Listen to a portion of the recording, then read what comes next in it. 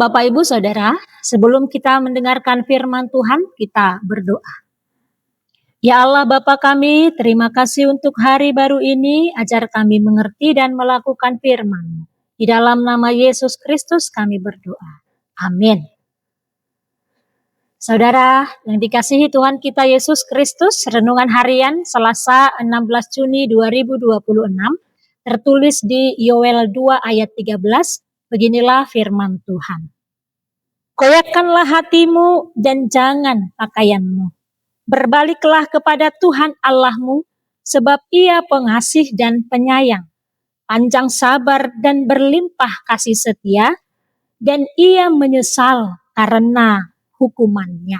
Dalam bahasa Batak dikatakan, jala rohamu nama ribahihamu, unang asal ulos muna, sai mulak mahamu tujahoba debatamunai, ai partingkan basa jala parasi roha do ibana, lebat do ibana tarimas jala parasi roha godang, jala tibu marpangulahi rohana mida hamagoani, ima sahatna.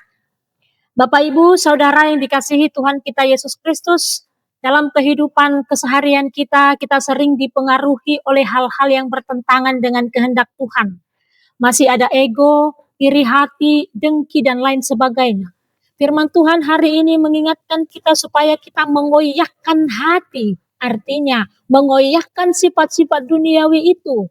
Koyakkan dendam, koyakkan haus validasi manusia, koyakkan iri dengki, koyakkan ego, koyakkan pencitraan di media sosial, dan lain sebagainya. Ada seorang yang menyadari dosa yang sangat sering dilakukannya. Setelah ia sadar sudah berdosa, dia datang menangis memohon ampun kepada Tuhan. Seminggu kemudian dia melakukan kesalahan yang sama lagi, minta ampun lagi sama Tuhan, diulangi lagi. Ini adalah tindakan mengoyak pakaian. Menyesal hanya tampak luar, bukan mengoyak hati. Tindakan mengoyak pakaian inilah yang dilakukan bangsa Israel.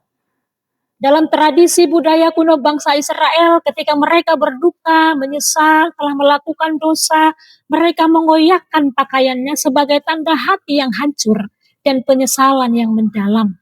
Namun seiring berjalannya waktu, tradisi mengoyak pakaian bergeser menjadi sekedar formalitas atau ritual luar saja, sandiwara religius.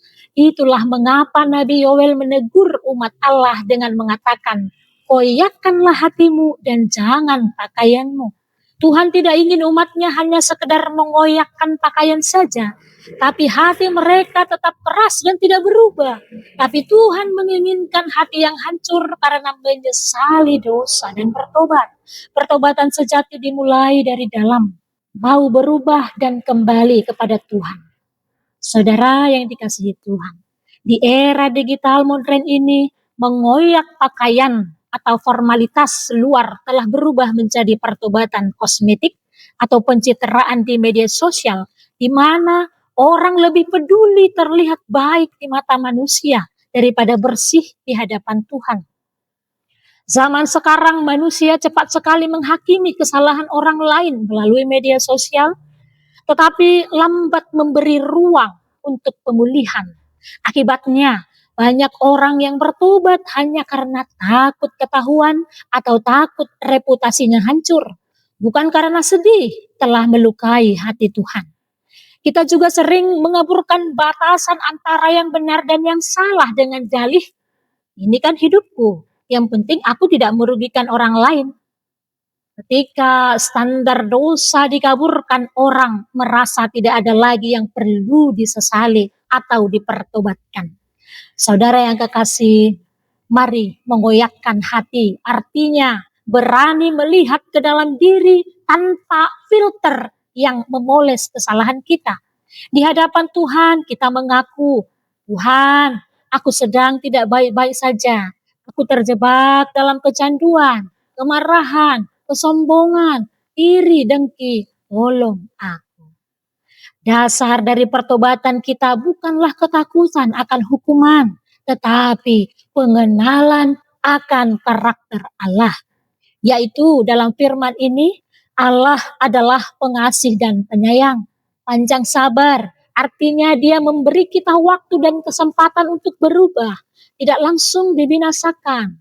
Allah juga berlimpah kasih setia dan menyesal karena hukumannya. Artinya Allah selalu siap membatalkan murkanya begitu ia melihat umatnya berbalik kepadanya. Mari saudara, koyakkan rasa malas berdoa dan mulai saat teduh. Koyakkan kecanduan scroll media sosial, mulai candu berdoa. Koyakkan kesombongan, mulai hidup rendah hati. Koyakkan suka bergosip, mulai mencari ketenangan hati dengan duduk diam bercerita bersama Tuhan Yesus. Pertobatan sejati diukur dari arah hidup yang berubah menjadi lebih hamba, lebih mengasihi, lebih jujur, dan lebih serupa dengan karakter Allah. Amin. Kita berdoa.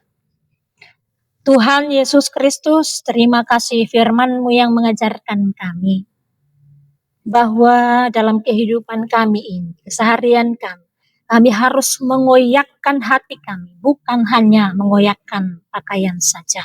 Dengan begitu Tuhan, kami akan hidup baru, kami akan datang kembali kepadamu, melakukan hal-hal yang sesuai dengan kehendak-Mu. Berkati seluruh jemaat-Mu Tuhan, yang mendengarkan firman Tuhan, tetap semangat dalam hidupnya, tetap berbahagia, tetap memiliki hati yang tenang dan damai dalam kesehariannya. Kami serahkan hidup kami ke dalam tangan-Mu Tuhan. Di dalam nama Yesus Kristus kami berdoa.